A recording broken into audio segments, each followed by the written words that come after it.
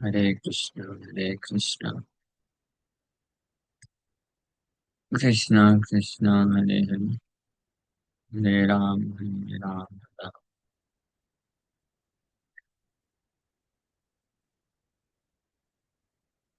हम लोग चर्चा कर रहे हैं next devotion chapter 11 devotional service in friendship aspects of transcendental service. भगवान की दिव्य सेवा के अलग अलग एस्पेक्ट्स।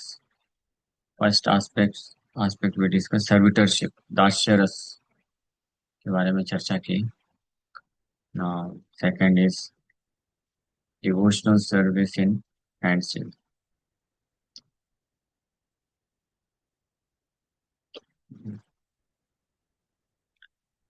हरे कृष्ण।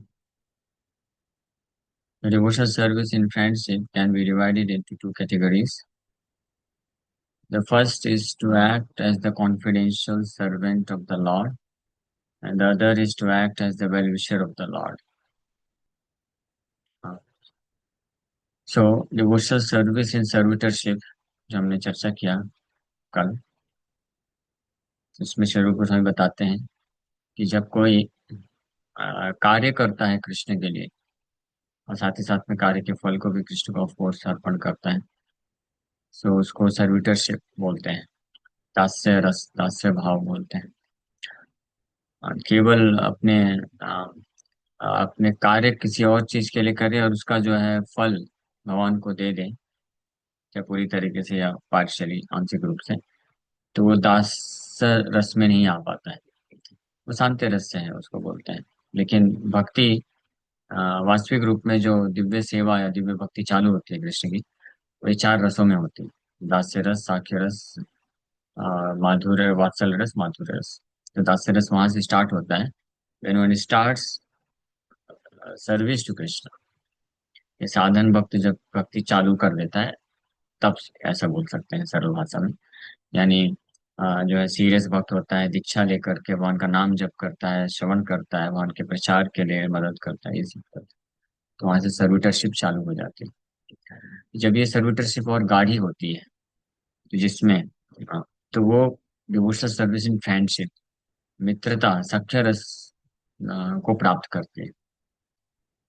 ये जितने भी रस हैं, दास्य रस, साख्य, वात्सल और माधुर्य रस, ये चारों रस जो हैं भगवान के दास ही होते हैं। लेकिन वो दास सेवा देने की वैरायटी है। हाँ, उसका अलग अलग वैरायटी का नाम दिया गया है। जो पहला स्टेज है जिसमें केवल भगवान के लिए स्वामी समझ करके कार्य करता है, उसको दास्य रस बोलते हैं। फिर जब और वो एलिवेट होता है और गाढ़ा होता है, कॉन्फिडेंशियल सर्वेंट बन जाता है, भगवान के लिए चिंता करते हुए हाँ, कार्य करता है, acts as the well wisher of the lord, भगवान का शुभ चिंतक बन जाता है। और ये जरूरी है भगवान के लिए। हाँ, ये मिशन के लिए जरूरी है, इट इज रिक्वायर्ड। एंग्शियस हो जाता है, एंग्जाइटी होती है for Krishna service, Krishna's mission, तो उसको बोलते हैं that devotional service in friendship with Krishna, साक्षरस एलिवेटेड होता है। So devotee who has confidence in devotional service to the Lord systematically follows the rules and regulations with the faith that he will achieve the platform of transcendental life. तो इस friendship के स्तर पे जो भक्त सेवा करता है, तो उसको पूरा कॉन्फिडेंस होता है कि भगवान का सेवा के लिए जो भी रूल्स रेगुलेशंस बताए गए हैं, उसको अगर स्ट्रिक्टली पालन करेंगे और बहुत ही सिस्टमेटिकली, तो उसको फेथ होता है कि वो निश्चित रूप में दिव्य आध्यात्मिक जीवन को प्राप्त करेगा। द सेकंड इसको बोलते हैं कॉन्फिडेंशियल सर्वेंट, यानी बहुत कॉन्फिडेंट होता है। The second type of devotional friendship is to become a well wisher of the supreme personality of God. दूसरा है भगवान के लिए वेल विशर बन जाना, यानी चिंता करना। वेल विशर मतलब चिंता होना उनके हित के लिए। So in Bhagavad Gita, it is said that the Lord accepts a preacher as the most dear servant. So anyone who is preaching the confidential message of the Gita to the people in general is so dear to Krishna that no one can be equal to him in human society. Specifically well wisher का कृपा जी लिख रहे हैं कि जो preacher होता है, भगवान के लिए प्रचार करता है, मिशन में लगता है, विषय, यानी एंग्जाइटी लेता है। तो उसको वेल विशर हुआ, भगवान के लिए चिंता ले रहा है। जो दास्य रस में वो अपना खुद संसाधन भजन करता है, सेवा करता है अपने लाभ के लिए, अपने आप को भौतिक बंधन से मुक्त करने के लिए। लेकिन जो फ्रेंडशिप के स्तर पे होता है, जो वो एंग्शियस होता है भगवान के लिए, एंग्जाइटी लेता है, प्रचार का एंग्जाइटी लेता है। और ऐसा जो फ्रेंडशिप के लेवल पे जो भक्त होता है, वेल विशिंग फ्रेंड की तरह कार्य करता है कृष्ण का। सो प्रीचर वो भगवान को बहुत डियर होता है, अत्यंत प्रिय होता है। ये गीता में भगवान बोलते हैं, इस मनुष्य समाज में उससे ज्यादा प्रिय और कोई नहीं।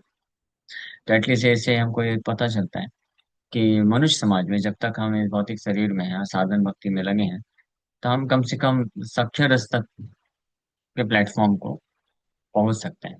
क्योंकि उसके ऊपर इस भौतिक संसार में भगवान बोलते हैं कि कोई नहीं, no one is more dear to Krishna than the person a devotee who is engaging in preaching. Means भगवान के लिए एंग्जाइटी लेकर के वेल विशिंग फ्रेंड की तरह उससे प्रचार करता है। इसके ऊपर वात्सल्य रस जो है, तो वो एक अलग स्तर। से in the Mahabharata Draupadi says, my dear Govinda, your promise is that your devotee can never be vanquished. I believe in that statement, and therefore in all kinds of tribulations. I simply remember your promise and thus I live. So the purport is that Draupadi and her five husbands, the Pandavas, were put into severe tribulations by their cousin brother Duryodhana, as well as by others. The tribulations were so severe that even Bhishma Deva, who was both a lifelong brahmachari and a great warrior, would sometimes shed tears thinking of them. He was always surprised that although the Pandavas were so righteous and Draupadi was practically the goddess of fortune, and although Krishna was their friend, still they had to undergo such severe tribulations. Though their tribulations were not ordinary, Draupadi was not discouraged. She knew that because Krishna was their friend, ultimately they would be saved. So Mahabharata में ये द्रौपदी का statement है। भगवान बहुत ही कठिन परिस्थिति में होने के बावजूद भी भगवान को द्रौपदी बोलती हैं, ओ माय डियर गोविंदा, हे मेरे प्रिय गोविंद, आपने ये प्रॉमिस किया है कि आपके भक्त का कभी विनाश नहीं हो सकता है। तो मैं आपके इस स्टेटमेंट पे, इस कथन पे मुझे पूर्ण विश्वास है। इसलिए हर प्रकार की भयानक परिस्थितियों में मैं केवल आपके इस प्रॉमिस को स्मरण करके जीवित रहती हूँ। ये द्रौपदी बोलते हैं। ये आ, नमे भक्ता प्रणश्यते प्रतिज्ञा तव गोविंद, नमे भक्ता प्रणश्यति इति संस्मृत्य संस्मृत्य प्राणाम धारयाम्यहम्। यह है पुराण में दिया हुआ है।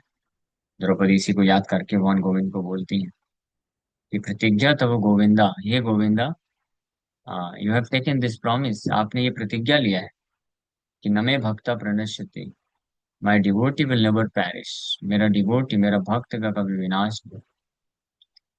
सो इति संस्मृत्य संस्मृत्य, इसी को बार बार स्मरण करके करके प्राणाम धारयाम, यहाँ मैं अपने जीवन को धारण कर किया हूँ, की हुई हूँ, द्रौपदी बोलती है। So this is a sign of a devotee in friendship with Krishna. Friendship with Krishna means he has so much confidence, इतना उसको पूर्ण विश्वास है। सो इसका तात्पर्य बता रहे हैं कि द्रौपदी और उनके पांच हस्बैंड पांडव इतने कठिन परिस्थिति में डाले गए दुर्योधन के द्वारा, लेकिन फिर भी कभी भी वो हार नहीं माने और कृष्ण का आश्रय नहीं छोड़े। कई बार इतनी उनकी कठिन परिस्थिति होती थी कि भीष्म पितामह, जो कि लाइफ लॉन्ग ब्रह्मचारी थे एंड अ ग्रेट वॉरियर्स, बड़े महान योद्धा थे, वो भी उनकी स्थिति को देख करके कभी कभी रो देते थे। He was always surprised that although the पांडवों वर सो राइचियस, हालांकि पांडव इतने धार्मिक हैं और द्रौपदी जो है प्रैक्टिकली गॉडेस ऑफ फॉर्च्यून है, और आगे हालांकि कृष्ण उनके मित्र हैं, हमेशा उनके साथ रहते हैं, फिर भी इतने सारे कष्ट उनको झेलने पड़ रहे हैं। तो इस बारे में सोच करके भीष्म पितामह जैसे नैष्ठिक ब्रह्मचारी भी की आंखों से आंसू आ जाते थे। और अ, द्रौपदी लेकिन डिस्करेज नहीं थी, क्योंकि उनको विश्वास था कृष्णा उनके मित्र हैं। A similar statement is there in the 11th canto of Srimad Bhagavatam, second chapter, verse 53, where Havis, the son of King Rishabha, addresses Maharaj Nimi. My dear king, a person who never deviates even for a moment from engagement in service at the lotus feet of the Supreme Person, engagement which is sought even by great demigods like Indra, with firm conviction that there is nothing more worshipable or desirable than this, is called the first class devotee. महाराज निमि को address करते हुए ऋषभ महाराज के पुत्र हवीस, नव योगेंद्र में से एक योगेंद्र है, वो बोलते हैं कि हे मेरे प्रिय राजन, ऐसा व्यक्ति जो एक क्षण के लिए भी भगवान कृष्ण के चरण कमल के दिव्य सेवा से विमुख नहीं होता है, सो विथ फर्म कन्विक्शन, पूरे विश्वास के साथ वो ये जानता है कि there is nothing more worshipable desirable than this, भगवान कृष्ण के चरण कमलों का आश्रय और सेवा करने से ज्यादा श्रेष्ठ और पूजनीय और कुछ भी नहीं है, और ना ही डिजायरेबल वांछनीय भी कुछ भी नहीं है। ऐसे भक्त को फर्स्ट क्लास डिवोटी बोलते हैं। The symptom of a first class devotee is that in all circumstances, हर परिस्थिति में कृष्ण के चरण कमल के अलावा और किसी का आश्रय नहीं लेता है वो। ऐसा नहीं है कि बहुत तकलीफ आ गई तो फिर किसी देवी देवता के पास चला गया, नहीं, फर्म कन्विक्शन के साथ केवल कृष्ण के चरण कमलों का ही आश्रय लेता है। और ऐसा भी नहीं कि कृष्ण के चरण कमलों का आश्रय लेता है अपने आप को अपनी तकलीफों को हटाने के लिए, वो कृष्ण के चरण कमलों का निरंतर स्मरण करता है। भगवान कृष्ण के चरण कमलों को मोस्ट वर्शिपेबल समझते हुए, जानते हुए, कन्विंस होते हुए, यही सबसे ज्यादा पूजनीय है और सबसे ज्यादा डिजायरेबल है। The Sri Rupa Goswami says that a neophyte, a devotee who has simply developed a slight love of Godhead, is certainly a prospective candidate for devotional service. When he becomes firmly fixed in such devotional service, that assured status becomes a confidential part of his devotional service. Shri रूप गोस्वामी बताते हैं कि ऐसी उत्तम भक्ति के स्तर पे आने के लिए क्या क्वालिफिकेशन है। तो ऐसा नियोफाइट डिवोटी भी, जो है प्रारंभिक स्तर का कनिष्ठ भक्त भी, जिसने थोड़ा मात्रा में भी कृष्ण के प्रति प्रेम विकसित कर लिया है, तो निश्चित रूप में वो एक प्रोस्पेक्टिव कैंडिडेट है, मतलब योग्य साधक है, जो भजन करके, साधना करके और दीक्षा लेकर के फिर अपने आप को और दृढ़ता से भक्ति में फिक्स कर सकता है। और इस तरीके का, जैसा हम चर्चा की द्रौपदी का एग्जाम्पल लेकर के और अन्य भक्तों का, कॉन्फिडेंशियल डिवोटी भगवान का बन सकता है, दैट इज क्वाइट पॉसिबल। लेकिन ये होना चाहिए at least slight love of God. And this what does this mean, slight love of God? थोड़ा सा कम से कम कृष्ण के प्रति प्रेम होना चाहिए। कृष्ण के चरण कमलों में थोड़ा अल्प मात्रा में भी अगर किसी को प्रेम होता है ना, so with that small slightest amount of love for Krishna, उसके बल पे ऐसा भक्त जितने भी मटेरियल वर्ल्ड के, भौतिक जगत के सबसे बड़े से बड़े टेम्पटेशंस, प्रलोभन या आकर्षण को इजिली वो गिव अप कर पाता है, त्याग कर पाता है। And greatest being the desire for sense gratification, and specially this sex Dzire and desire for name and fame. These two desires of sense gratification are the greatest temptation. Uh, और इसको भी वो आसानी से गिव अप कर पाता है, जो भक्त अल्प मात्रा में भी थोड़ा सा भी कृष्ण के प्रति प्रेम को विकसित कर लिया है। तो ये है योग्यता, this is the qualification of a prospective candidate. ऐसे भक्त के लिए है ये योग्यता, जो कि भगवान कृष्ण का कॉन्फिडेंशियल सर्वेंट इन फ्रेंडशिप, सख्य रस में मित्र के जैसे बहुत ही कॉन्फिडेंट सर्वेंट या एसोसिएट बन सकता है।